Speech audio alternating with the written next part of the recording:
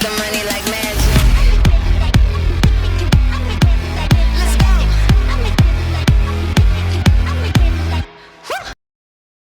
Ora então, bem-vindos aqui ao nosso módulo número 28.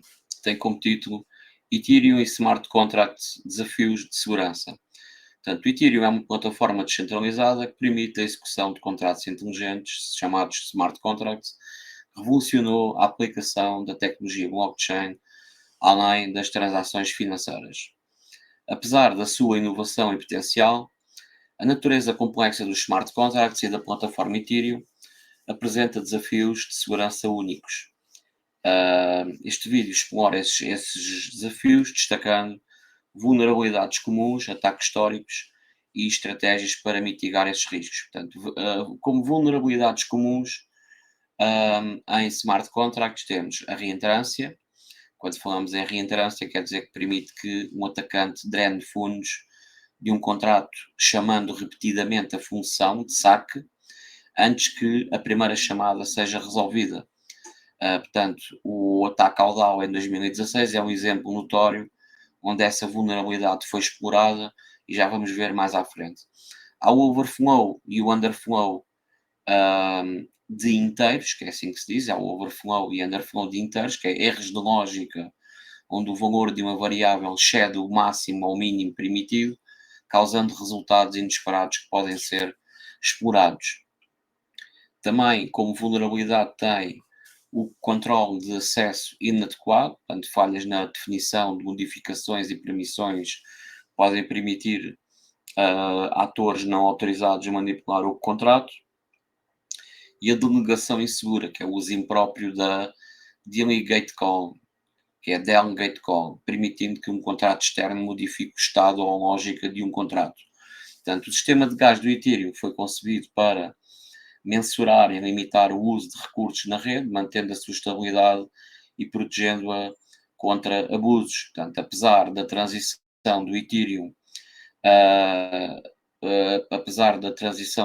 do mecanismo de consenso Proof of Work para o POS, com a atualização do Ethereum 2.0, a utilidade e razões para a existência do gás permanecem praticamente as mesmas.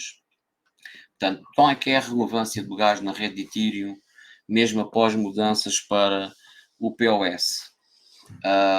Há a economia de recursos, que é a limitação de uso de recursos, independentemente do mecanismo de consenso, cada operação na rede demanda capacidade computacional e armazenamento.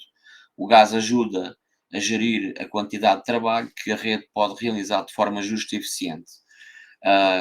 Faz a prevenção do abuso da rede. Portanto, o gás serve como uma taxa que protege contra ataques de spam, garantindo que os atores na rede tenham um custo associado ao processamento de transações e execuções de contratos inteligentes. Isto é crucial para desincentivar ataques e abusos que poderiam, de outra forma, sobrecarregar a rede, porque se fizesse os smart contracts à borda, no início era assim, mas depois começou a haver abusos na rede, podias fazer milhares de contratos, de smart contracts sem nada, só para fazer spam à rede, e então o gás foi feito para que esses ataques, como têm um custo, já não são viáveis.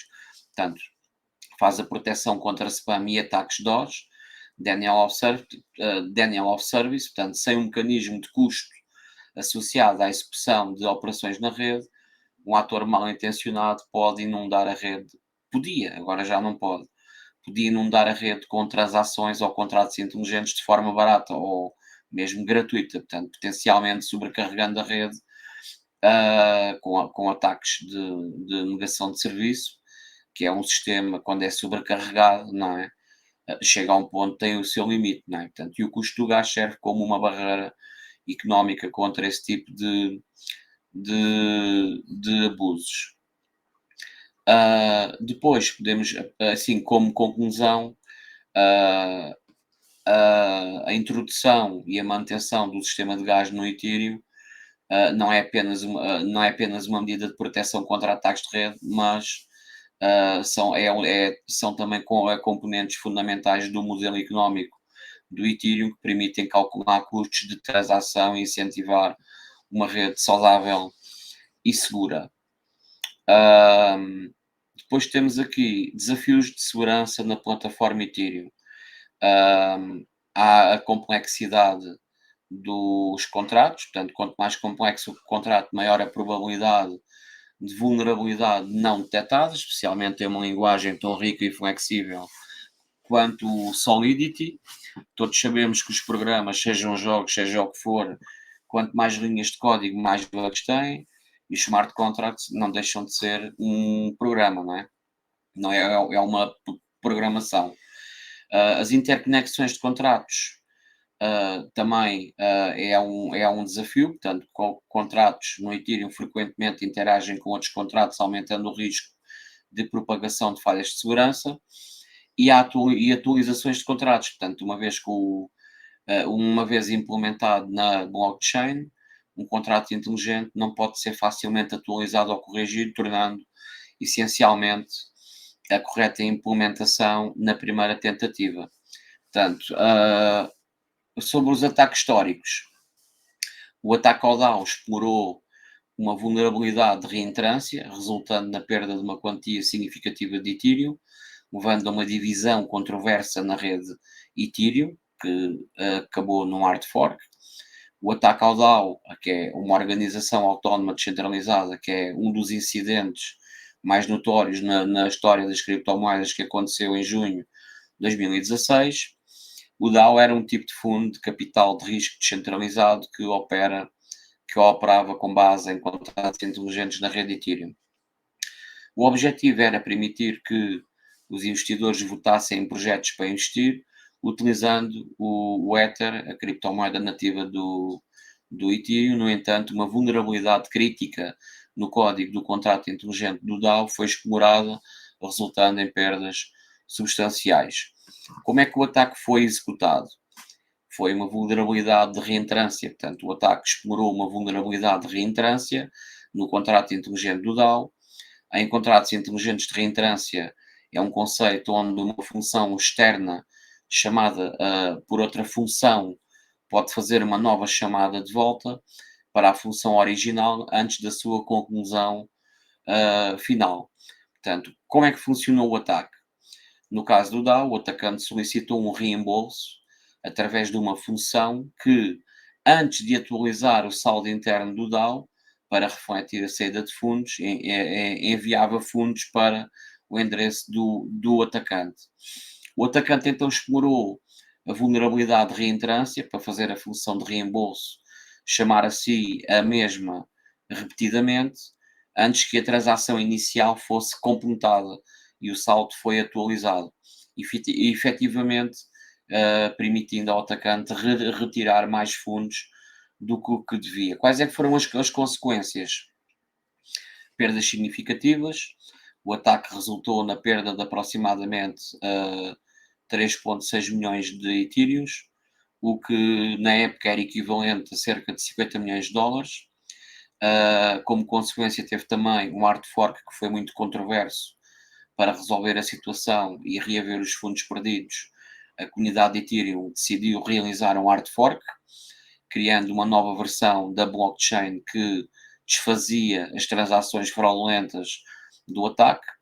Isso levou à criação de duas redes distintas. Foi o Ethereum, onde o hard fork foi aplicado, e o Ethereum clássico, o chamado ETC, que é a rede original de onde começou o Ethereum. Portanto, a divisão da rede Ethereum resultante do hard fork, seguindo o ataque ao DAO, foi controversa por várias razões que debatem princípios fundamentais da tecnologia blockchain e levantam questões sobre governança, imutabilidade e a natureza das finanças descentralizadas. Questões de imutabilidade. Imutabilidade vs intervenção. O contrato não devia ser, o código não devia ser imutável, vs a intervenção, vamos alterar o código. Um dos princípios-chave da tecnologia blockchain é a imutabilidade. Ora, a ideia de que uma vez que os dados são gravados na blockchain, eles não devem ser alterados. O hard fork proposto para reverter o ataque ao DAO entrou em conflito direto com esse princípio, pois significava alterar a história da blockchain para restituir os fundos. Quais é que foram os dilemas éticos e filosóficos?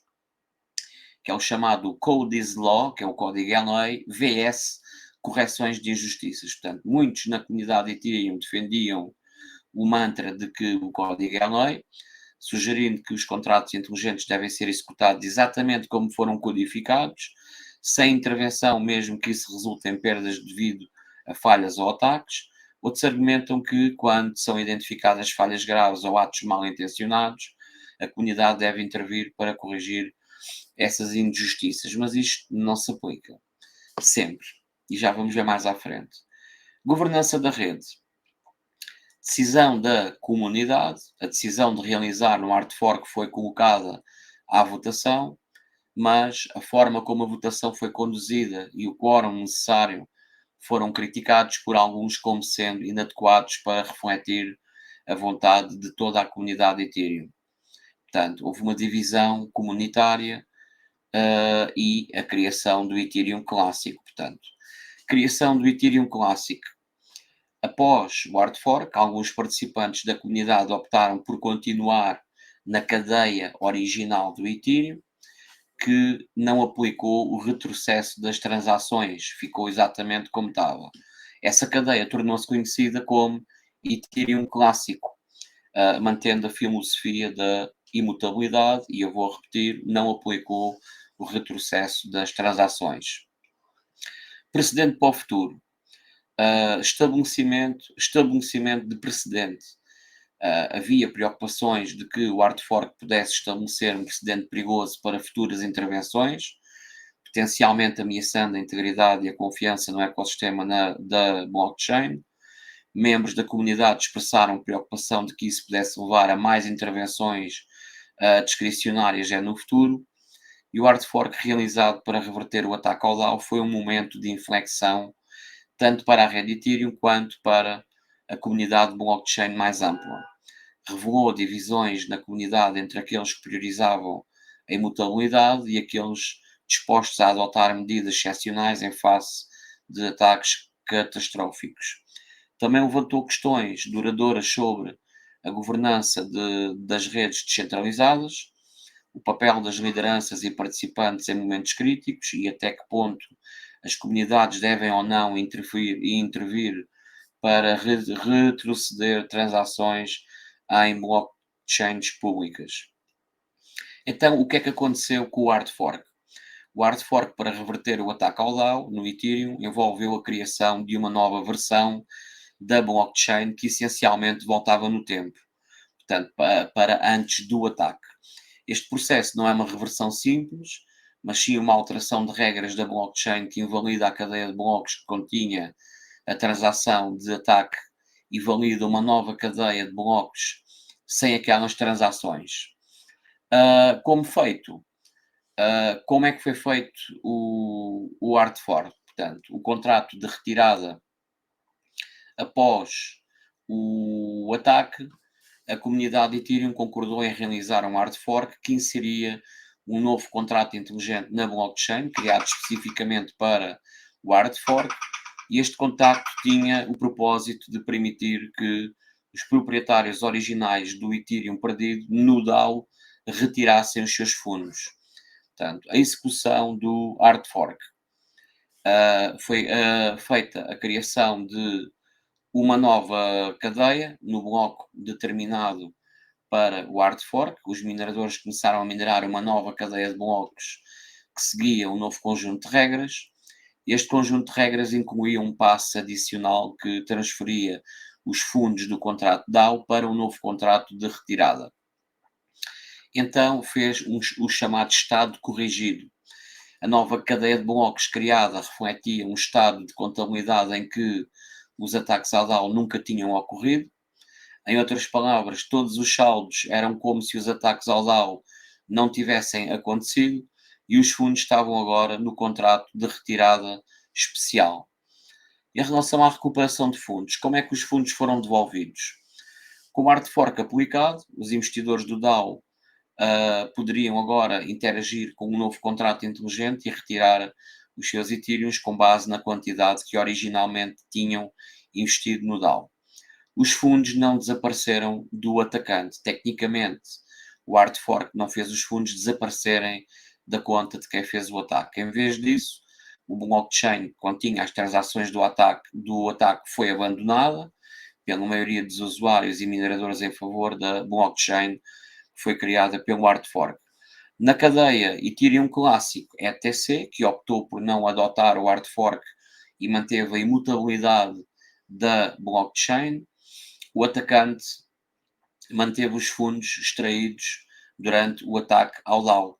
Portanto, eu volto a repetir, nesta cadeia onde que optou por não, que manteve a imutabilidade da blockchain, o atacante manteve os fundos que foram extraídos durante o ataque ao DAO. Portanto, houve aqui uma duplicação de fundos. Isso se deve ao princípio fundamental da imutabilidade, uma característica que muitos na comunidade de criptomoedas valorizam profundamente. De acordo com essa visão, uma vez que uma transação foi confirmada pela rede, não deve ser possível alterá-la independentemente das circunstâncias. Isso não se aplicou.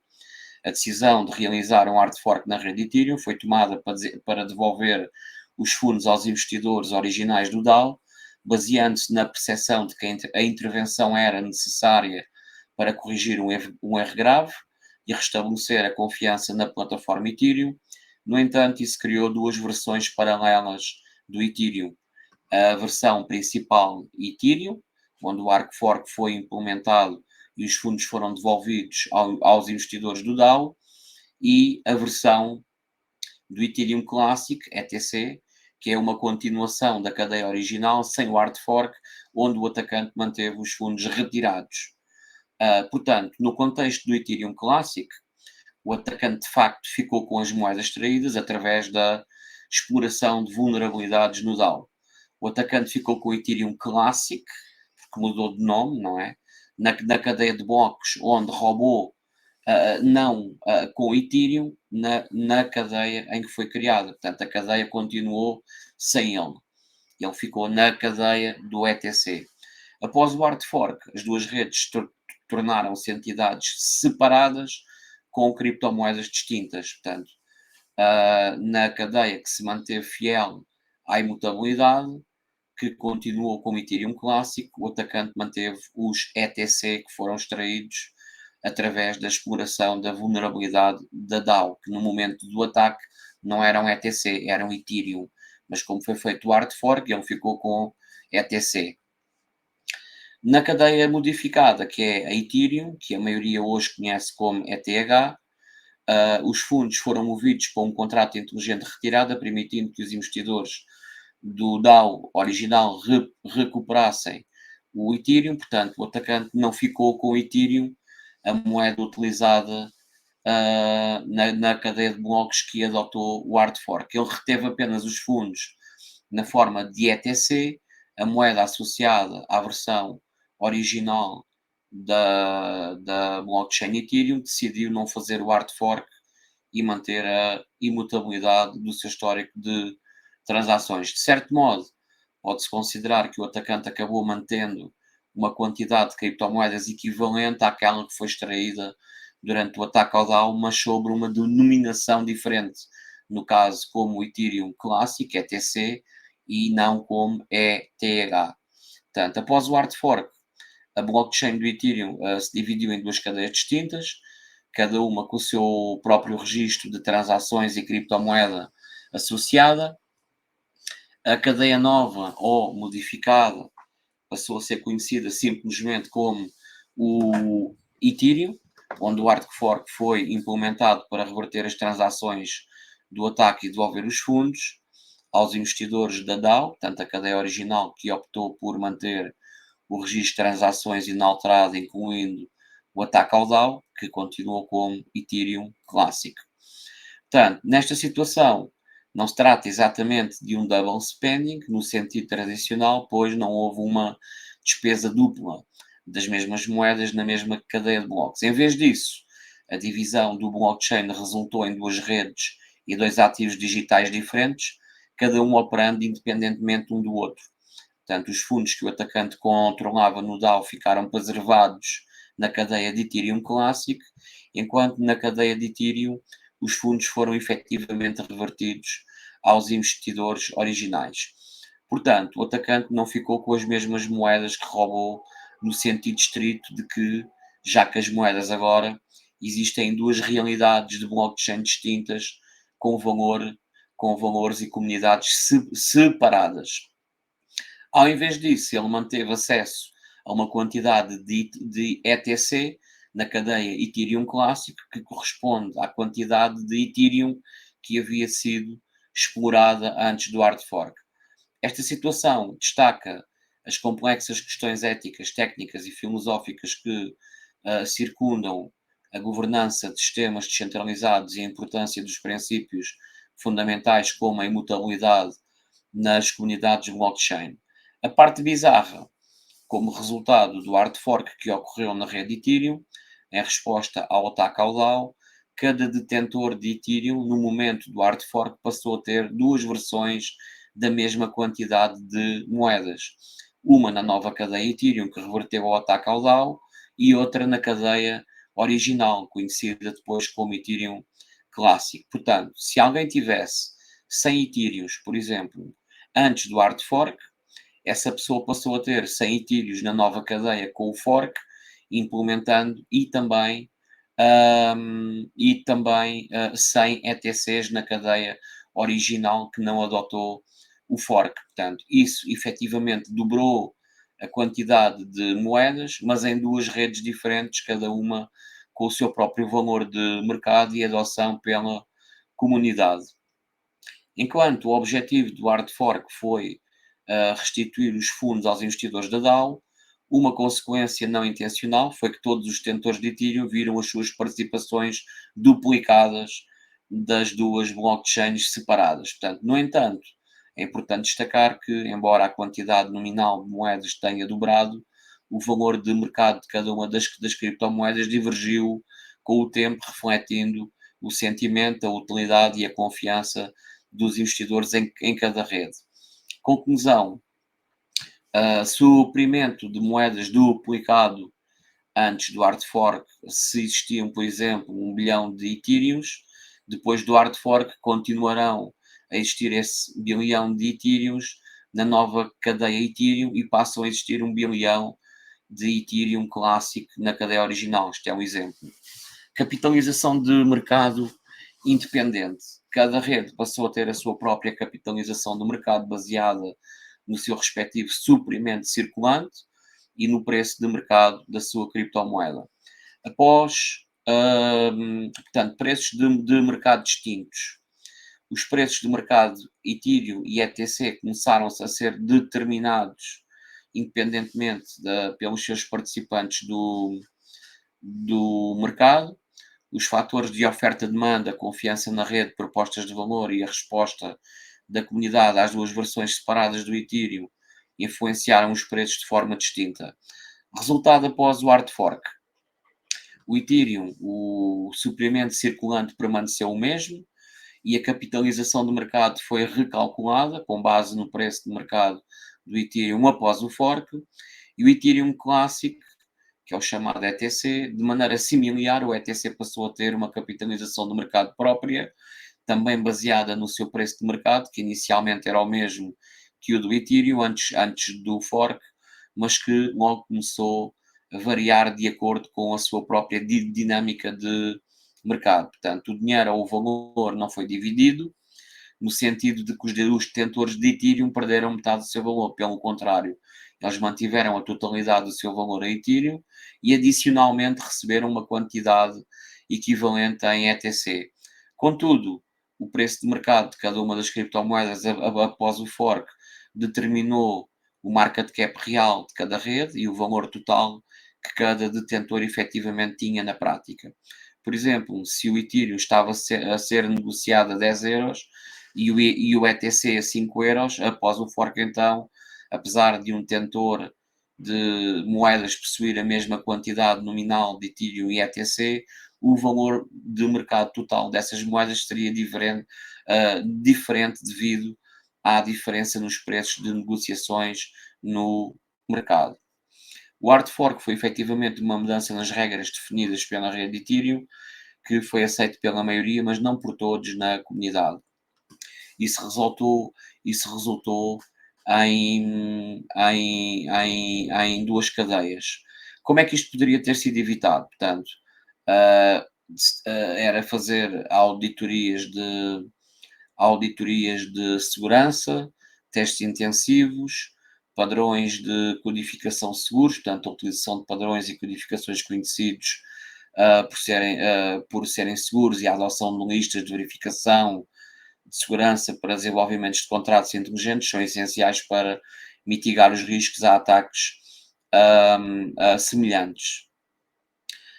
Mecanismos de controle e governança, portanto, a implementação de mecanismos de controle mais eficazes, como limites de saque ou períodos de atraso para transações de grandes volume, poderiam ter limitado o impacto do ataque.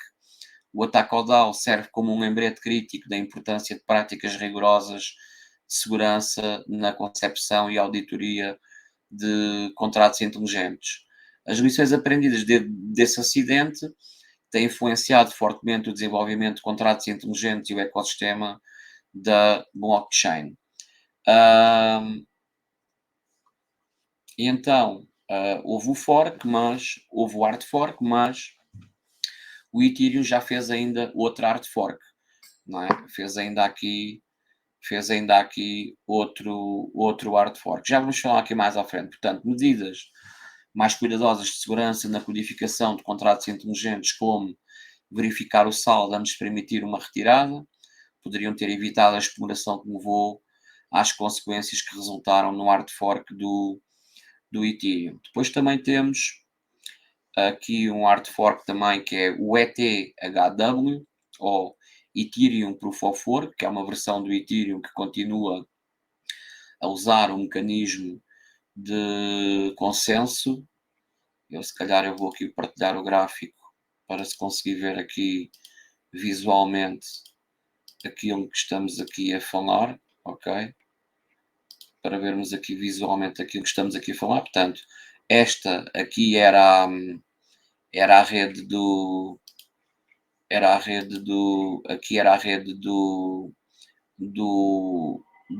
Ethereum, não é? Original, foi aqui que o Ethereum começou. A certa altura houve aqui o tal fork que nós falámos, o Ethereum continuou, portanto o Ethereum neste fork passou a ser o ETC, portanto o atacante continuou nesta blockchain, e aqui neste fork as pessoas que foram roubadas na DAO restituíram os fundos. Mas entretanto, como o Ethereum mudou para o Proof of Stake, esta cadeia continuou a fazer a mineração do Ethereum e fez aqui novamente outro fork para fazer aqui então o ETHW, que é o Ethereum Proof of Work, ok? E então, o Ethereum Proof of Work é uma versão do Ethereum que continua a usar um mecanismo de consenso de prova de trabalho, portanto, após o Ethereum original ter transitado para o mecanismo de prova de participação, com o upgrade conhecido como da Merge. Este evento ocorreu em setembro de 2022 e a ideia por trás do Ethereum W é manter viva a filosofia original do Ethereum, permitindo a mineração via hardware e mantendo a rede descentralizada. No entanto, o Ethereum W enfrenta desafios significativos como menor segurança em comparação com a rede principal do Ethereum, que agora é POS, e menor adoção por parte de desenvolvedores e usuários. A proposta do Ethereum W gerou debates na comunidade sobre as implicações de manter uma versão POW e o Ethereum, incluindo questões sobre eficiência energética, segurança de rede, fragmentação da comunidade. Depois tivemos também um ataque nem foi um ataque, foi um acidente. Não foi um ataque, foi um acidente que é conhecido como o acidente Parity Wallet Freeze. Então o que é que aconteceu no acidente Parity Walnut Freeze? Um usuário acidentalmente tornou-se dono de uma biblioteca de contratos compartilhada e ao destruir esse contrato ele congelou milhões de Ethereums. Portanto, em 8 de novembro de 2017, o usuário do GitHub com o nome de DevOps 199 explorou acidentalmente uma vulnerabilidade no contrato inteligente das carteiras multisig da Parity. Esta é uma explicação do que aconteceu naquele dia. Portanto, o que é que aconteceu? Vamos falar sobre as bibliotecas de contrato compartilhada. A Parity utilizou uma biblioteca de contratos inteligentes de forma a permitir que várias carteiras multisig partilhassem a mesma lógica de contrato, economizando assim espaço e custos na blockchain. O usuário tornou-se acidentalmente dono da situação, portanto, o Dev 199 tornou-se o dono do contrato da biblioteca ao interagir com a função init wallet. Esta ação não era intencional e explorou uma falha que tornou a função acessível publicamente, permitindo a qualquer pessoa redefinir a propriedade do contrato. E ele destruiu o contrato. Portanto, na destruição do contrato, após tornar o proprietário, o DevOps 199 executou a função de self-destruct no contrato da biblioteca. Ele podia ter passado os fundos para uma conta dele ou para outra coisa qualquer, mas ele destruiu o contrato. Só que esta função faz com que o contrato seja removido da blockchain. Portanto, no caso de contratos que controlam fundos, enviaria o saldo para um endereço especificado. No entanto, em vez de transferir os fundos, a ação do DevOps 199 levou à desativação do código do contrato. Portanto, houve um congelamento dos fundos. Com o código do contrato desativado, mais de 500 mil Ethereums ficaram congelados, inacessíveis nas carteiras multisig afetadas, as quais dependiam da biblioteca para operar as funções de movimentação de fundos. Reações e consequências.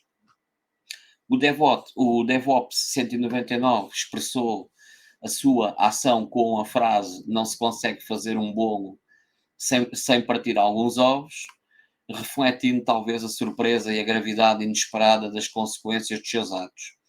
O Vitalik Buterin reconheceu o problema e sugeriu que os afetados deveriam ser reembolsados, seguindo por uma discussão sobre como os fundos poderiam ser descongelados, o que implicava a possibilidade de um hard fork ou medidas corretivas. Na realidade, os mais de 500 mil Ethereums congelados a 150 milhões de dólares na altura, devido ao incidente do Parity Walnut Freeze, não foram recuperados. Portanto, ainda hoje está congelado 500 mil Ethereums. Até à data do meu conhecimento mais recente, nenhum método foi oficialmente adotado ou implementado para libertar os fundos congelados na blockchain do Ethereum. Portanto, o Vitalik Buterin, cofundador do Ethereum, e outros membros da comunidade de Ethereum, propuseram diversas soluções e discutiram várias abordagens sobre como lidar com a situação, incluindo a possibilidade de um hard fork para reverter o incidente e libertar os fundos congelados. No entanto, nenhuma dessas proposições chegou a ser implementada na prática para desbloquear especificamente os fundos afetados pelo acidente da Parity. Várias propostas foram discutidas dentro da comunidade de Ethereum, incluindo possíveis hard forks ou alterações no protocolo para permitir o acesso aos fundos congelados. No entanto, a adoção de qualquer uma dessas medidas exigiria um consenso significativo dentro da comunidade, além de levantar questões de governança e a preocupação com a preservação da imutabilidade da blockchain.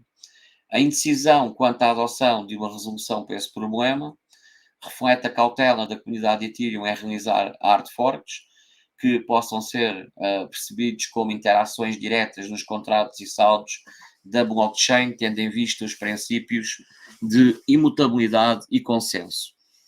Assim, é importante esclarecer que, apesar das discussões e da vontade de encontrar uma forma de recuperar os fundos para os detentores de carteiras afetadas, os 500 mil Ethereums permanecem congelados e não foram recuperados por ação direta de Vitalik Buterin ou qualquer outro interveniente individual ou coletivo na rede Ethereum. Portanto, este incidente permanece como uma lição importante sobre a segurança e gestão de contratos inteligentes na blockchain. Lições aprendidas.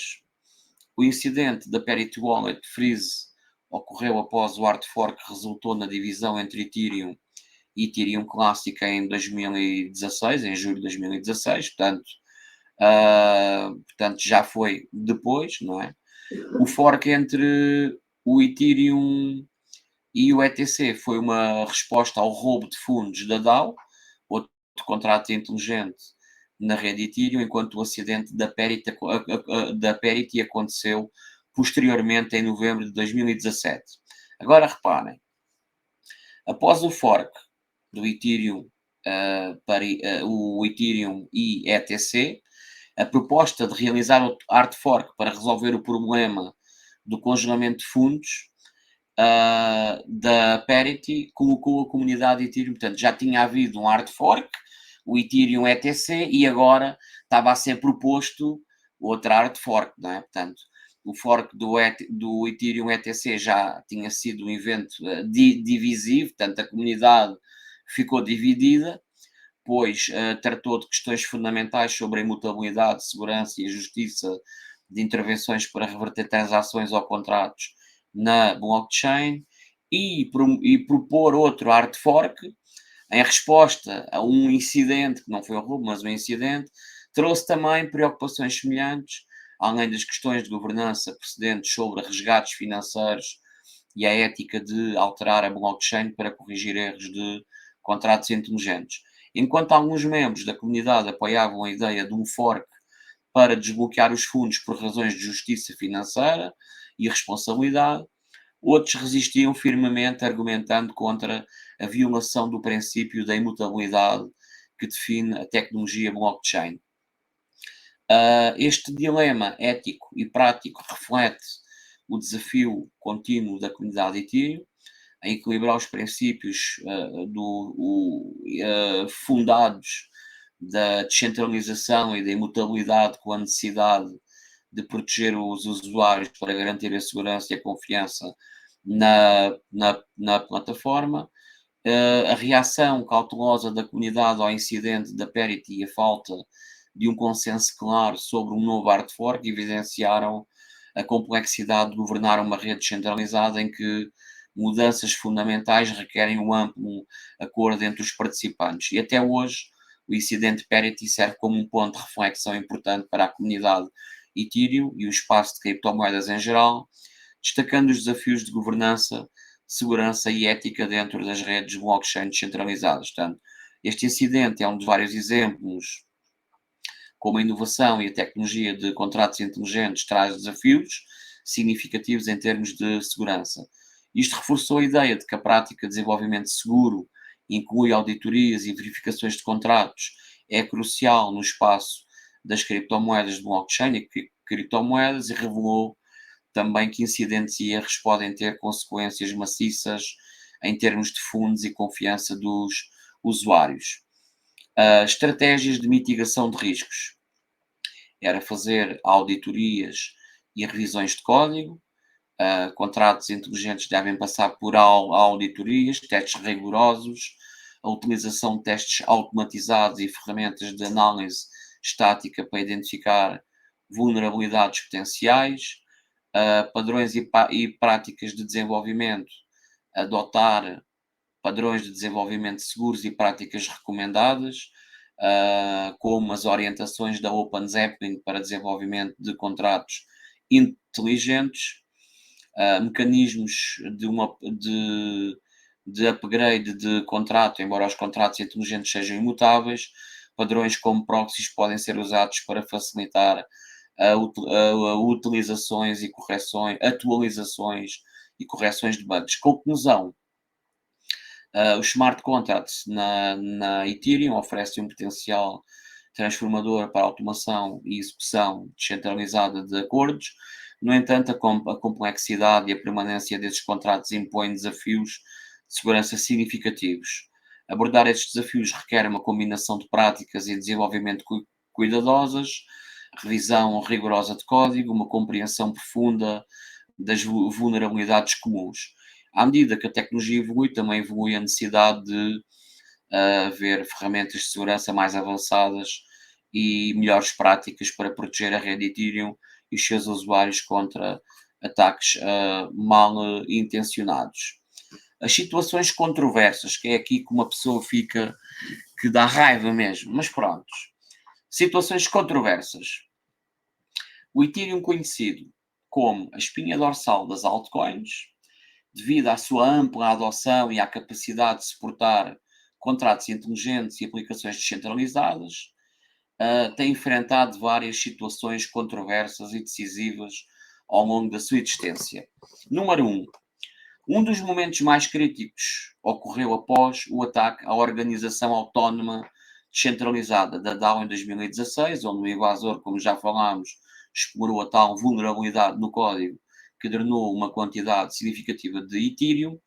E em resposta, muita atenção, a comunidade de Ethereum realizou um hard fork com o objetivo de reverter as transações. E esse fork resultou na divisão de cadeias, criando então o ETC e o Ethereum, um para cada lado. 2. Outro momento significativo com a Perry Wallet, onde ocorreu este erro que nós explicámos, a comunidade optou por não executar o hard fork, quer dizer, executaram o hard fork na DAO, não executaram o hard fork com a Parity. Ainda por cima foi um incidente, estão ainda hoje 500 mil Ethereums bloqueados. Portanto, 3, mais tarde, mas depois mais tarde, com a transição do proof of work para proof of stake, aí já foram fazer um novo hard fork. Portanto, quer dizer, não é justo, é tipo, fizeram um fork quando houve o ataque à DAO, decidiram que não faziam o fork no ataque não é o ataque, é o incidente que houve à Parity, que ficaram lá 500 mil Ethereums bloqueados, e depois, quer dizer, ai não, agora já não fazemos mais forks, mas depois fizeram o fork para o Ethereum continuar a dar para minerar, mas uma parte da rede ia passar para o Proof of Stake. Não era melhor o Ethereum ter continuado sempre na cadeia que hoje é o Ethereum clássico, que é a cadeia original, nada de mexer no código, era imutabilidade, era Ethereum e não havia cá mexidas, meu. Houve ataques, pá, assumam as consequências, tivessem, mas pronto, cada um tem a sua, cada um tem a sua maneira de pensar. Então temos aqui depois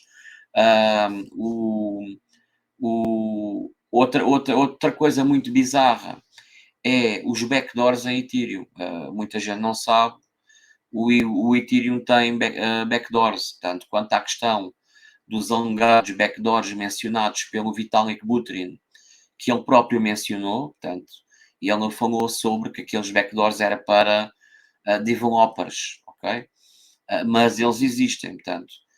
Quanto à questão das alegadas backdoors mencionadas por Vitalik Buterin, é importante esclarecer também que não são vulnerabilidades secretas, mas sim pontos de centralização. Peço desculpa.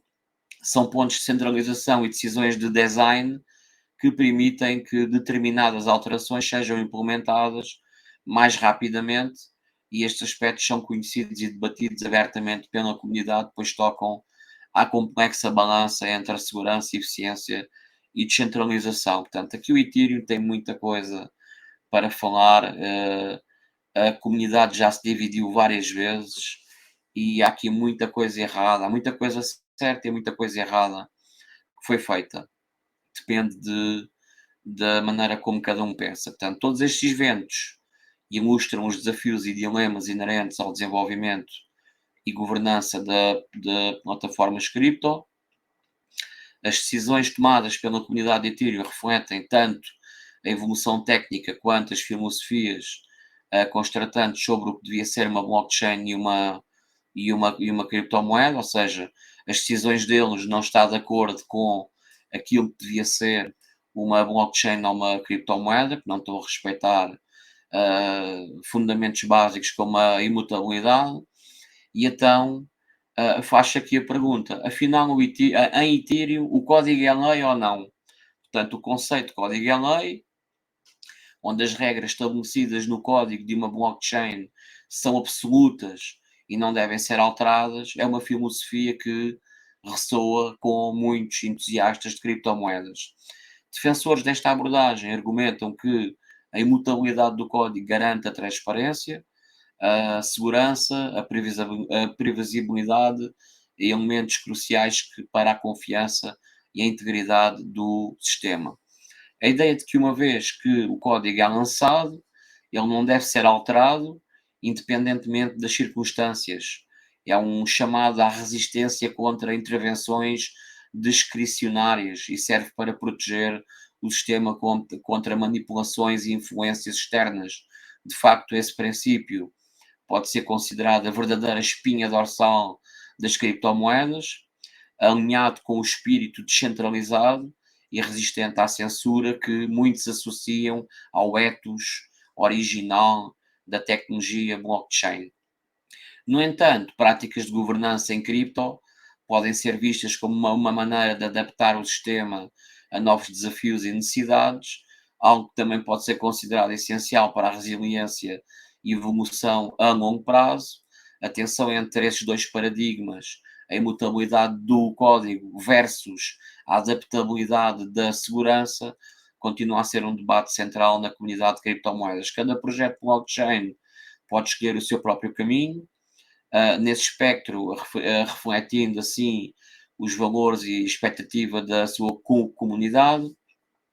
A discussão sobre a governança e a imutabilidade do código é complexa e continuará a evoluir à medida que enfrentamos novos desafios e oportunidades dentro do ecossistema de criptomoedas.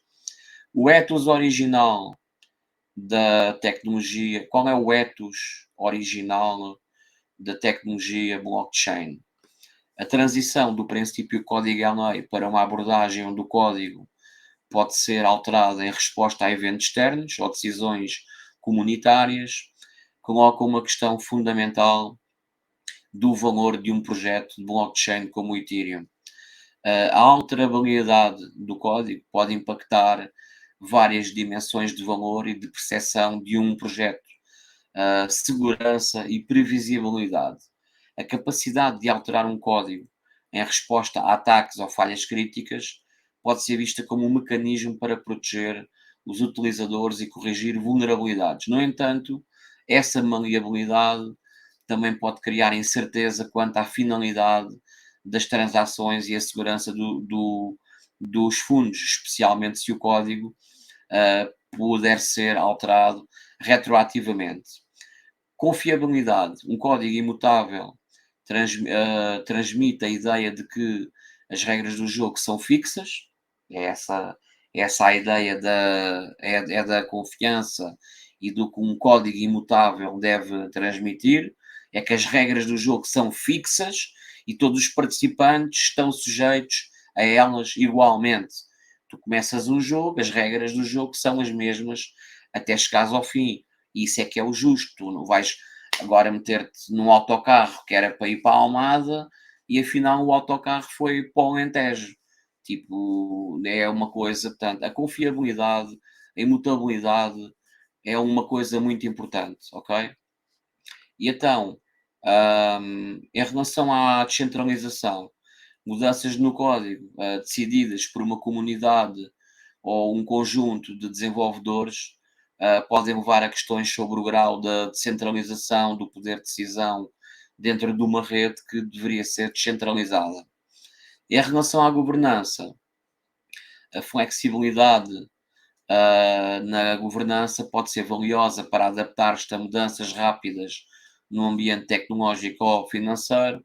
Os mecanismos de governança permitem essa flexibilidade, podem ser vistos como uma ferramenta para a longevidade e saúde e contínua do projeto, ou então, portanto, pode ter estas qualidades todas, ou então pode destruir os fundamentos de um projeto, pode destruir o projeto ou pode impulsionar o projeto na direção errada. Esse é o perigo da governança. Portanto, filosofia e propósito. O valor de um projeto não se resume apenas ao seu código, mas também à sua filosofia e propósito original. Mudanças fundamentais nas regras podem desafiar a visão e ethos originais de um projeto, afetando a confiança e o compromisso da comunidade. Portanto, em resumo, a recepção de valor de um projeto blockchain que altera o seu código, em resposta a eventos externos ou decisões comunitárias, pode variar amplamente entre participantes de mercado. Alguns podem ver isso como uma evolução e adaptação necessárias, enquanto outros podem interpretar como uma vulnerabilidade ou desvio do modelo descentralizado, imutável, idealizado. Portanto, cada indivíduo ou identidade ou a entidade deve avaliar estes fatores e decidir em que projetos confiar e investir. Um dos critérios que se pode juntar à lista de critérios na escolha de um ativo pode ser: o código é lei ou está sujeito a alterações do código? As regras vão ser alteradas a meio do percurso? Esse pode ser um dos critérios que tu podes juntar à tua lista de critérios quando escolhes um ativo. É muito importante conhecer os ativos.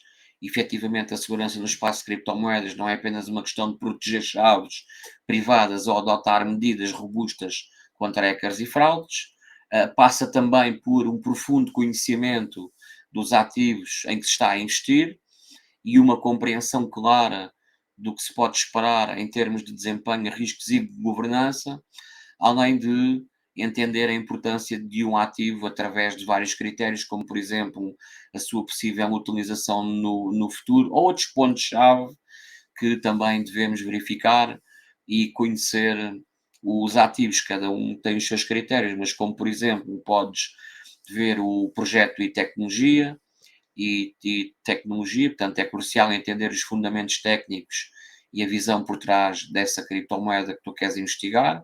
Isso inclui a leitura do white papers, pesquisa sobre a equipa, desenvolvimento, a utilidade do token, casos de uso, a infraestrutura tecnológica, compreender o nível de descentralização de um projeto de criptomoeda também é essencial, pois a descentralização é um dos pilares fundamentais que define a segurança e a resiliência de um sistema blockchain. Portanto, principais pontos a considerar para quando se avalia a descentralização de um projeto é ver a sua distribuição de consenso, o desenvolvimento e governança e a propriedade dos tokens, ver a infraestrutura, aplicativos descentralizados e pronto, cada um tem os seus critérios. Podes ver aqui uma série de coisas. Já o Bitcoin, em comparação ao Ethereum, não estou a dizer que um é bom e outro é mau, estamos apenas a fazer comparações, ok? De factos, ok? Portanto, em relação ao Bitcoin, o princípio de que o código é lei, ok? No Bitcoin, o princípio de que o código é lei é mantido com um grau de pureza notavelmente alto. Desde a criação do Bitcoin por Satoshi Nakamoto em 2009, a rede e a criptomoeda se desenvolveram com um forte foco na imutabilidade e na descentralização. Isso implica que, em grande parte, as regras definidas no código original e os princípios operacionais têm permanecido inalterados. A imutabilidade do ledger do Bitcoin e a resistência à censura são características centrais que atraem muitos dos seus usuários e investidores. Mudanças significativas no protocolo do Bitcoin, como ajustes na oferta total de moedas, ou tamanho de bloco, ou qualquer aspecto fundamental que requerem um consenso abrangente da rede, o qual é difícil de alcançar devido à sua natureza descentralizada e à diversidade de participantes. quando são propostas modificações através de Bitcoin Improvement Proposal, que é os BIPs, elas passam por um processo rigoroso de revisão e discussão pela comunidade. Portanto, hard forks no Bitcoin são raros e quando ocorrem são de consenso total, resultam na criação de uma nova criptomoeda, deixando a cadeia original do Bitcoin intocada, ok? Vamos dar aqui um exemplo. O Bitcoin Cash surgiu de um hard fork do Bitcoin em 2017, devido a um desacordo sobre o tamanho dos blocos, enquanto alguns atores da comunidade desejavam aumentar o tamanho dos blocos para escalar a capacidade de transação do Bitcoin, outros preferiram manter o tamanho original dos blocos ou explorar outras soluções de escalabilidade como a Lightning Network. Portanto, pode-se argumentar que no Bitcoin a filosofia de que o código é lei permanece uma forte influência sobre a governança e a evolução da rede. Portanto, mudanças são possíveis, mas somente mediante um consenso amplo, mantendo a integridade e os princípios originais do Bitcoin à medida que evolui. Qual é que é a distinção entre o hard fork que originou o Ethereum Classic e o hard fork que deu origem ao Bitcoin Cash? Qual é que é a diferença?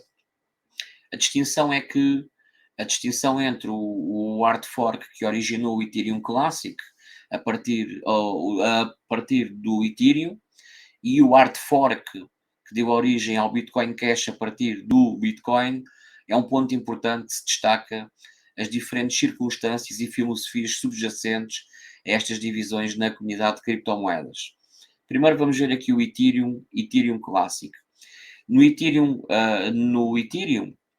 após o exploit do contrato da DAO em 2016, a comunidade de Ethereum decidiu, por meio de um hard fork, implementar uma reversão das transações afetadas, uma medida controversa que contradizia o princípio da imutabilidade da blockchain, e a nova cadeia, tomem atenção, a nova cadeia resultante desse fork, onde os fundos foram recuperados, tornou-se conhecida como Ethereum e foi amplamente adotada como a continuação principal da rede original do Ethereum. Portanto, em relação ao Ethereum Classic, é um segmento da comunidade que insistiu no princípio da imutabilidade e continuou a apoiar a cadeia original, sem a reversão das transações. Essa cadeia original ficou conhecida como Ethereum Classic. Curiosamente, neste caso, a cadeia não sofreu rollback. Portanto, apesar de ser tecnicamente a original, a rede original, tornou-se a alternativa e não, aliás, tornou-se a alternativa minoritária em termos de adoção e desenvolvimento.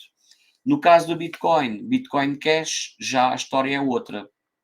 O Bitcoin manteve a sua cadeia inalterada, é a cadeia original e continuou inalterada, e o hard fork de agosto de 2017, portanto o desacordo era em relação ao tamanho dos blocos, a cadeia principal do Bitcoin continuou a operar com o mesmo tamanho de blocos, portanto o Ethereum, que era a cadeia original, passou a chamar-se ETC, e o Ethereum foi à vida dele, e no fork do Bitcoin foi diferente. A cadeia original continuou a ser a cadeia principal e foi feita a criação de uma nova moeda com o hard fork, mas a cadeia original continua a ser. Estão a perceber até a diferença? No Bitcoin continua a ser a cadeia original e no Ethereum, o Ethereum não é a cadeia original. A cadeia original do Ethereum é o ETC. Há aqui uma grande diferença, portanto. Esta cadeia do Bitcoin Cash, portanto, a fração da comunidade que defendia um aumento imediato do tamanho dos blocos, queriam criar o Bitcoin Cash.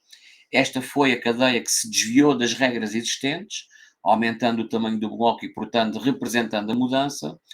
Ambos estes os casos, que se considera a cadeia principal de blocos, pode ser uma questão de perspectiva e consenso comunitário. Portanto, enquanto no Ethereum, cadeia que implementou a reversão de fundos Ethereum é vista como a principal. No Bitcoin, a cadeia que manteve as regras existentes, BTC, permaneceu com a cadeia principal. Não sei se vocês estão a perceber aqui qual é que foi a grande diferença.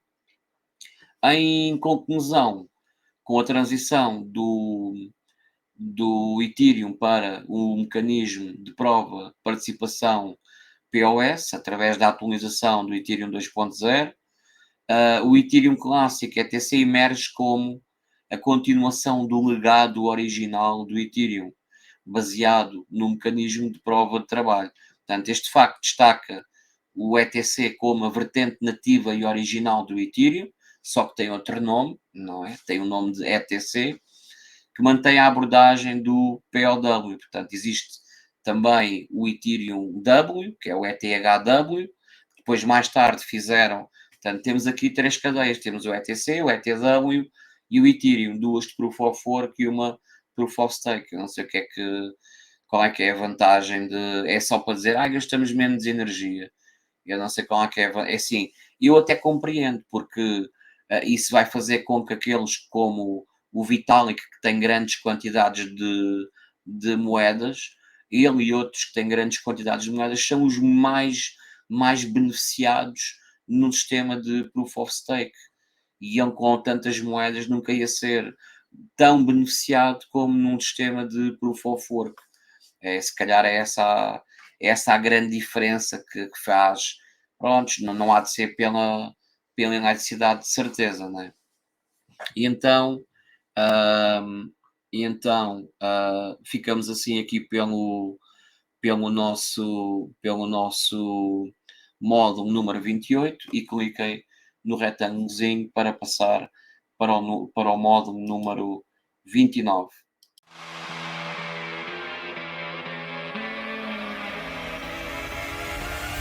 I'll make the money like magic. Let's go. I like the green. I get a taste and become a fan.